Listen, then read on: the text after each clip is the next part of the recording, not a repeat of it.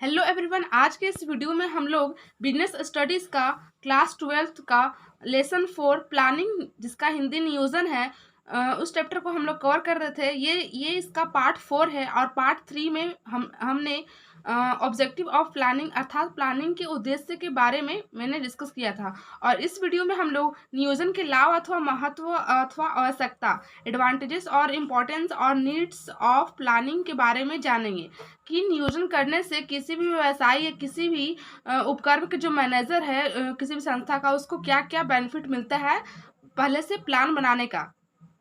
तो उसको पहले हम लोग सिंपल लैंग्वेज में जानते हैं, उसके बाद डिटेल एक्सप्लेन में समझेंगे। मतलब जिस कहने का मतलब है, जिस प्रकार बिना अच्छा हथियार और अच्छा हथियार का सैनिक और बिना अध्ययन का शिक्षक, बिना पतवार का नाविक और बिना कलम का लेखक अपना कार्य अच्छी तरीके से संपन्न नहीं कर सकता, ठीक उसी प्रकार कोई भी व्यवसाय किसी भी क्षेत्र का बिना नियोजन के अपने व्यवसायिक कार्य क्षेत्र में सफलता प्राप्त नहीं कर सकता। क्योंकि बिना नियोजन किए हुए कोई भी व्यवसायी अपने जितने भी कार्य है उनको सफलतापूर्वक करने में बहुत सारी कठिनाइयों का सामना करना पड़ेगा। क्योंकि नियोजन पग पग पर व्यवसायियों का मार्गदर्शन करते रहता है।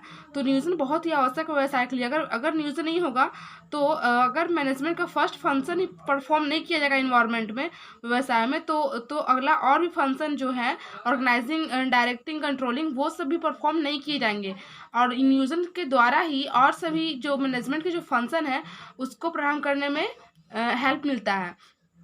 तो किसी भी व्यवसाय के नियोजन बहुत ही आवश्यकता है और बहुत बेनिफिशियल इसको मिलती है व्यवसाय को, इससे प्लानिंग करने से। चाहे वो किसी फील्ड में हो, व्यवसायिक हो, गैर व्यावसायिक क्रियाओं सभी में नियोजन करने से आपको लाभ प्राप्त होता है। क्योंकि नियोजन जो है वो किसी भी प्रक्रिया को पहले से क्या करना है, कब करना है, कैसे करना है, किसके द्वारा करवाना है, इसको परखने की प्रक्रिया है।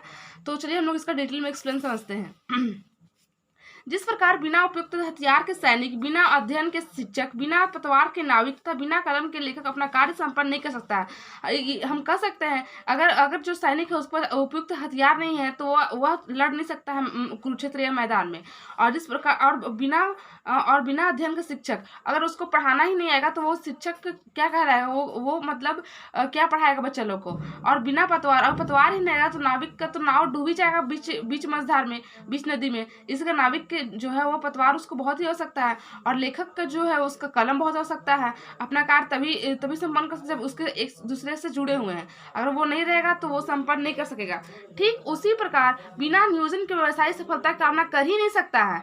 बिना नियोजन का कोई भी व्यवसायी, चाहे वो गैर व्यवसायी हो, व्यवसायी हो, या फिर किसी संस्था, किसी भी कंपनी का हो, वो प्लानिंग के बिना अपनी सक्सेस की कामना कर ही नहीं सकता। नियोजन पग पग पर व्यवसाय का मार्गदर्शन करता है। नियोजन ही है ना जो व्यवसायिक जो होता है, जो मैनेजर जो होता है वह मार्गदर्शन करता है, प्लानिंग। भावी कठिनाइयों एवं खतरों के प्रति सचेत कौन करता है? प्लानिंग। तथा उन पर विजय पाना सुलभ बनाता है कौन? प्लानिंग। और नियोजन के अभाव में सारा व्यवसाय अस्त व्यस्त हो जाएगा। मतलब हमको पहले से पता नहीं क्या करना, कब करना है, और हम मतलब अनथाई कुछ भी काम किए जा रहे हैं, उसका परिणाम पता नहीं क्या प्राप्त होगा। और जो पहले से हम सोचे जा रहे हैं कैसा मार्केट है, कैसा मार्केट का फाइनेंशियल कंडीशन है, और कैसा उसका सेल्स है, कैसा प्रोडक्ट परचेस करना है, तो उसके अकॉर्डिंग हम लोग काम कर सकते हैं। इसलिए पहले से प्लान होना बहुत ही जरूरी होता है। अतः पग पग पर इसकी आवश्यकता होती है। मतलब व्यवसाय में ना हर एक समय पर, हर एक मोमेंट पर प्लानिंग की हमको बहुत ही ज़्यादा नीड और बहुत ही ज़्यादा रिक्वायरमेंट होती है। नियोजन की आवश्यकता एवं महत्व निम्नलिखित तथ्यों को और अधिक स्पष्ट हो जाएंगे। फर्स्ट पॉइंट है भावी अनिश्चितताओं तथा परिवर्तनों का सामना करने में। मतलब इनकी जो भविष्य में आने वाली अनसर्टेनिटी है, जो चेंजेस है, उसको सामना करने में कौन हेल्प करता है? प्लानिंग हेल्प करता है। अगर हम लोग प्लान बनाए रहेंगे तो हम लोग अगर हम लोग प्लान फ्लेक्सिबल बनाए रहेंगे तो हम लोग को व्यवसाय में सफलता प्राप्त करने में आसानी मिल सकती है।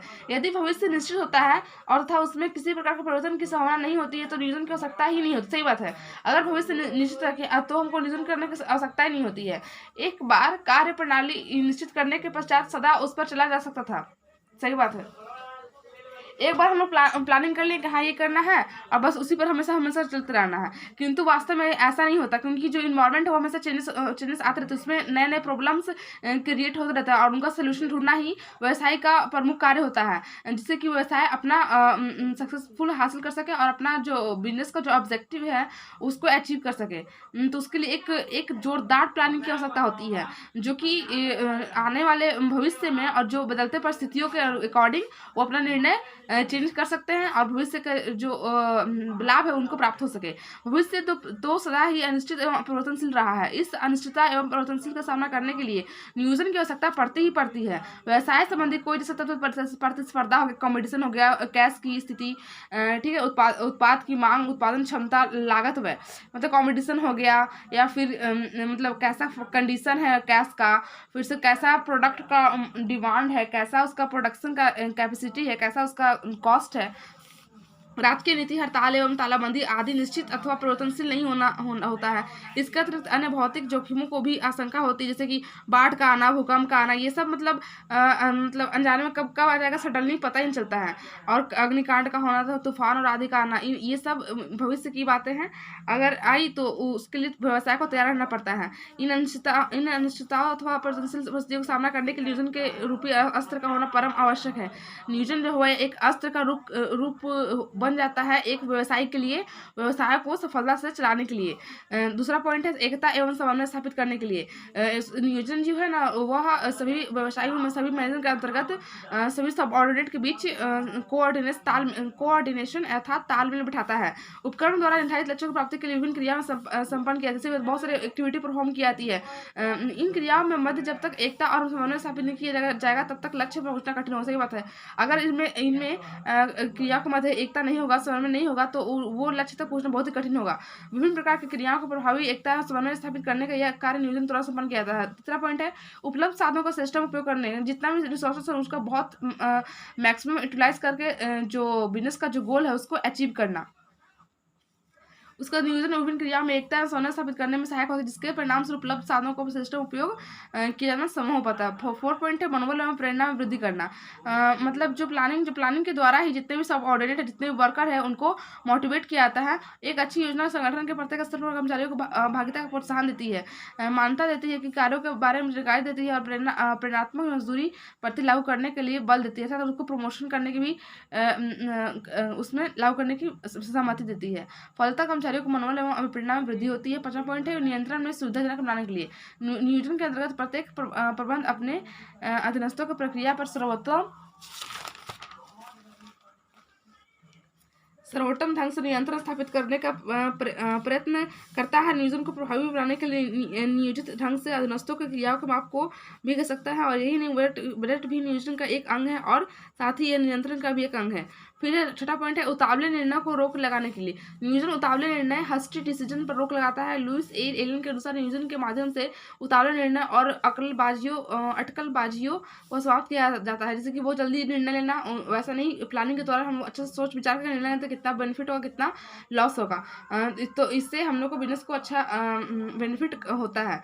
इस कारण यह भी है कि नियोजन के साधनों को संदर्भ में उपलब्ध विकल्पों का सर्वश्रेष्ठ विकल्प का चयन किया जाता है एवं श्रेष्ठ ढंग से उसे निष्पादित करने का प्रयास किया जाता है। चूंकि इस कार्य में संसाधन, समय, चिंतन तीनों का भी योगदान होता है तथा लिए गए निर्णय ठोस होते हैं और उतावले नहीं होते हैं। 7वां पॉइंट है प्रतिस्पर्धा शक्ति में सुधार लाने या वृद्धि करने के लिए। नियोजन संस्था के प्रतिस्पर्धात्मक शक्ति में न केवल सुधार लाता है अपितु उसमें वृद्धि भी करता है। मैकफार्लैंड के अनुसार नियोजन द्वारा नवीन वस्तुओं का उत्पादन प्रारंभ किया जाता है और संयंत्र की क्षमता की वृद्धि की जाती है और वस्तुओं को गुण आकृति परिवर्तन किया जाता है और इनके द्वारा संस्था की प्रतिस्पर्धा शक्ति में वृद्धि की जाती है। कहने का मतलब है कि प्लानिंग के अकॉर्डिंग ही हम लोग कार्य करते हैं और प्लानिंग करने के बाद ही हम लोग कार्य को प्रारंभ करते हैं। प्लानिंग कराता है कि इसको ऐसे करना है और उसके बाद ही हम लोग कार्य को अंजाम देते हैं और अपने लक्ष्य तक पहुँचते हैं। आई होप आप लोग को वीडियो अच्छा लगा होगा। Thank you so much for watching this video.